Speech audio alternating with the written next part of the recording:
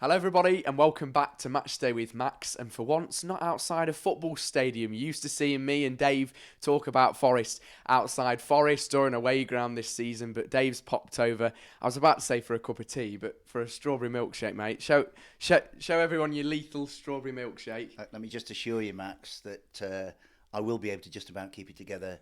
I know I have a bit of a reputation with milkshakes, but for the length of this, I think I should be all right, mate. You'll be absolutely fine. So, me and Dave today are going to talk about, well, as people say, the most expensive game in English football, the playoff final. It's Huddersfield v Nottingham Forest on Sunday the 29th of May. I still can't believe, Dave, that I'm saying that Forest are in a playoff final and we're going to Wembley. Can you?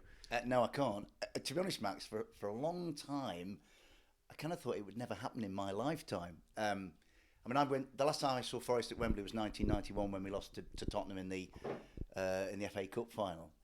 And actually, the truth of the matter is that such has been the, I guess, shambolic at times state of the club on and off the field since then. It was so difficult to envisage this happening, but here we are. And how fantastic it is, for the players, the coaches, the board, and especially for the fantastic fan base who've had to put up with a fair bit. Yeah, we have indeed, but this season's been different. It's been wonderful. Dave, in terms of the regular season then, before we got on to the playoffs and Forest made their way to the playoff final, what was your moment of the season for you? Because I've got a few, but I'd be interested to hear yours first. I've got a lot, but I've been sitting thinking about this, Max, and there are two moments of the season which I think from which everything else has flowed. So the first moment of the season is the appointment of Dane Murphy as Chief Executive Officer. And then that appointment begat what is my moment of the season, and it has to be every Forest fan's moment of the season. I would like to think the appointment of Steve Cooper is the moment of the season, because that was the point at which there was a sea change, an increase in momentum, and a whole new aura about the club. Around the stadium, amongst the supporters, amongst the officials and the people who work at the City Ground but most importantly, amongst our squad of players. Everything has flowed from Dane being appointed, and then Dane making the decision to bring Steve in. They are the bedrock moments of the season, Max. I mean, if you want to talk about sort of on the field of play moments, then. There are almost too many to... the thing I've thought is that in seasons past, if we had this conversation about picking our moments of the season, there'd be like a handful. Yeah. Now I'm thinking Bristol City, obviously, the great finale at Bristol City. I'm thinking about Graben's goal at Birmingham. I'm thinking about Jed Spence's wonder goal against Queen's Park Rangers. Because that day at Birmingham, I can remember we went and we sat next to each other, and we both looked at each other when Forest had just scored. I think it was the second goal, and we were almost in disbelief that Forest had scored 2-3 away from home, and we couldn't believe it, could we? I remember that day at Birmingham. It followed on from Barnsley, which was another sort of... I mean, the first game that Steve had, there was a great moment in that where Max Lowe scored his slightly fluky cross against Millwall, but we didn't lose, and Steve got to know the City Ground. We then go to Barnsley on a Tuesday night. We were excellent. We were a goal down, and then Steve produced another great moment where he put Lewis Graben on, and from 1-0 down to 3-1 up, and went, hey, hang on a minute, this is a new Forest.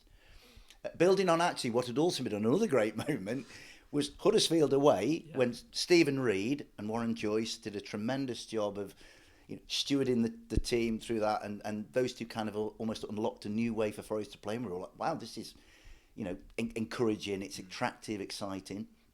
The 3-5-2 that was brought in then, and it was like Forest had been released off the shackles. But then, as you say, we go back to Birmingham, and I remember Grabs getting the ball, and we were all stood there in that end, and I was with you and your family and all the fabulous Forest supporters, and Lewis got the ball, and we were like, go on, Lewis, hit it. And he did, and it went in the back of the net. And then Yatesy scores from a corner, and we're like, You know, Birmingham Yeah. have been a bogus. Birmingham have been like a Cardiff have been to us in the past, and those kind of well Teams that organised. Forest always seem to really, really yeah. struggle against. And then I remember in that game as well, as clear as anything, Scott McKenna produces a little bit of magic on the touchline. The ball gets dinked to Philip Zinkenagel. He sees Jed, pushes it between two Birmingham defenders. Jed finishes beautifully. We're all in seventh heaven. Yeah. And it seemed like that week of Huddersfield, then Barnsley, and then Birmingham Things are really starting to change. Yeah, it was the first hint of butterfly terms, Forest emerging from the chrysalid. Yeah, I agree. I think. I agree. I was going to touch on player of the season, Dave. Lots of people talk about a player of the season, but I wanted to start first of all, and I can kind of guess your answer here, but most underrated player this season. And I wouldn't say underrated, and that's not a criticism to them. That's more of a going under the radar in terms of because there's so many outstanding Forest players.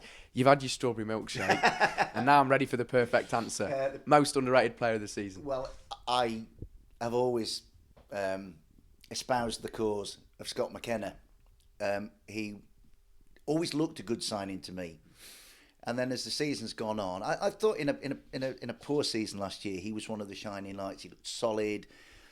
I love the fact that he doesn't steal anybody's limelight, and he puts the team first, and he's happy to kind of dig in the trenches while, if you like, the more I wouldn't use say flashy players, but the more sort of attack-minded players can go and do their business. He gives them the reassurance, and I think he did go under the radar because of the way he conducts himself, which is absolutely outstanding. He the most selfless, limelight-avoiding player. But actually, I don't think he is underrated anymore because he's got his own song, You'll Never Beat McKenna.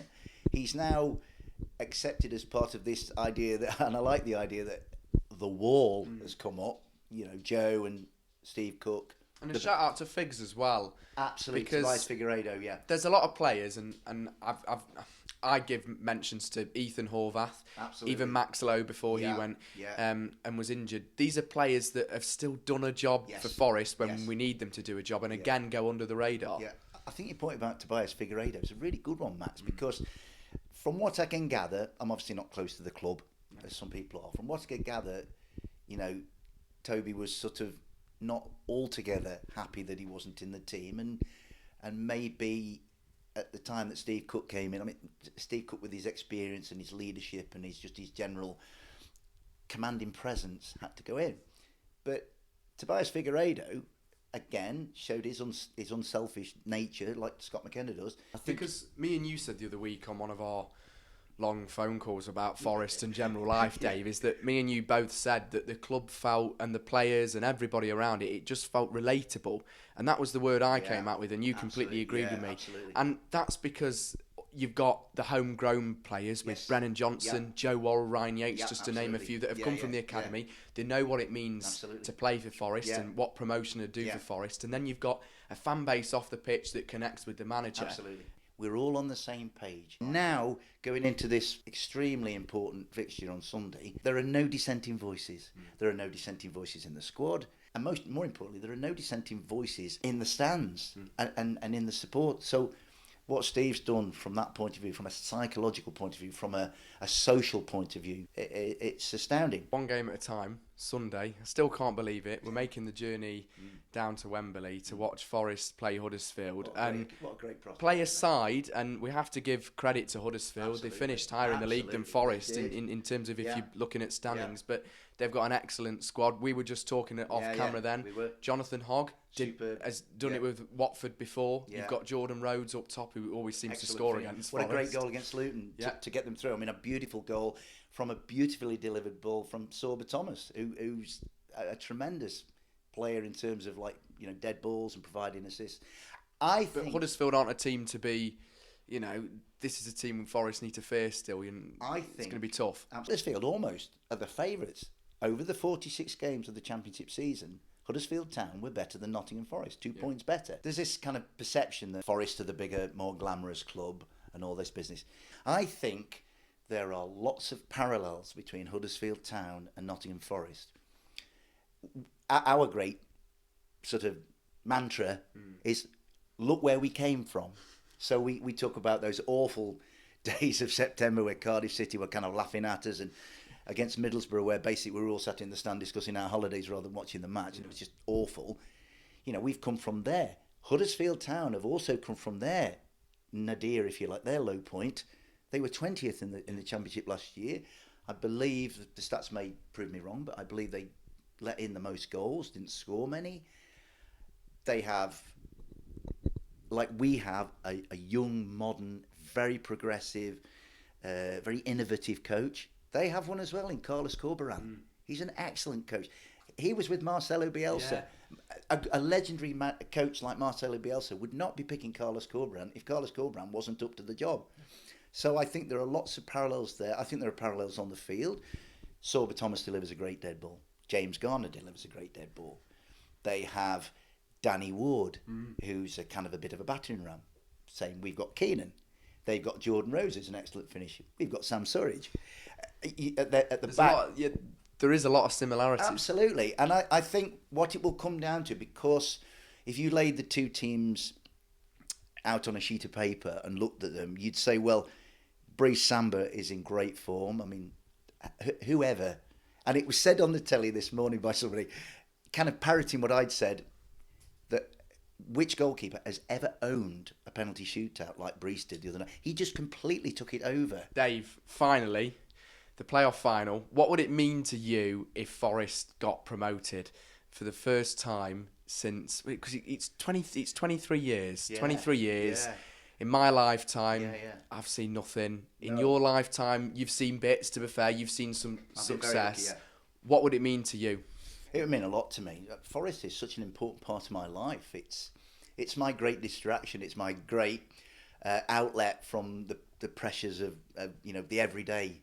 It's so important to me, and what it means to me is it would mean so much to me, but also for all the wonderful people I've met through supporting Nottingham Forest, yourself, Max, and your family, and all the fabulous people that go to games. It would mean a lot to me for them to enjoy the same feelings I'm going to have. I want it for me. I want to be a Forest supporter next Monday going, hey, we're a Premier League team, and planning trips to Anfield and the Etihad and Old Trafford and Stamford Bridge, and that would be wonderful. Thought makes me ecstatic. Of course, we talked about this before we came on air, Max, about what it means. I mean, my perspective is I'm lucky enough that I lived through promotion to the First Division, winning the league astonishingly at the first time of asking, and then League Cups and European Cups and Munich and Madrid.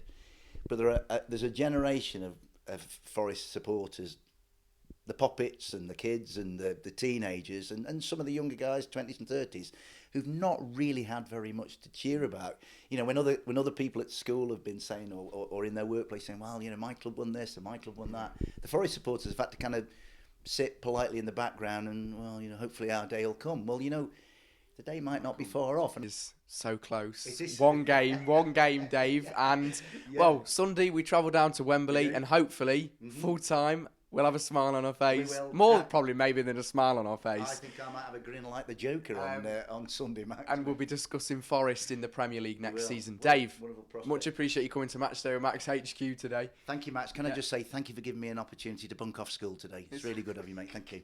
All right. Very good. If you've enjoyed this content, give us a like, share and subscribe. If you want to see more of sit-down interviews, then me and Dave might start something a bit more regular. So give us a shout and let us know. I'll be outside Wembley. If you want to come and chat to me, feel free on Sunday. We might have some live content actually outside there for the ones that can't get tickets. Of course, Forest, I'm recording this on, when is it? It's a Tuesday today, have sold out their allocation at Wembley. So whether we get more, we'll have to see. But we'll be there in numbers, wearing the famous red Garibaldi, and fingers crossed for a win. Forest are one game away from the Premier League. If you've enjoyed this video on Matchday with Max, remember to drop a like, share and subscribe. And we'll see you next time. Come on, you Reds. Come on, you Reds.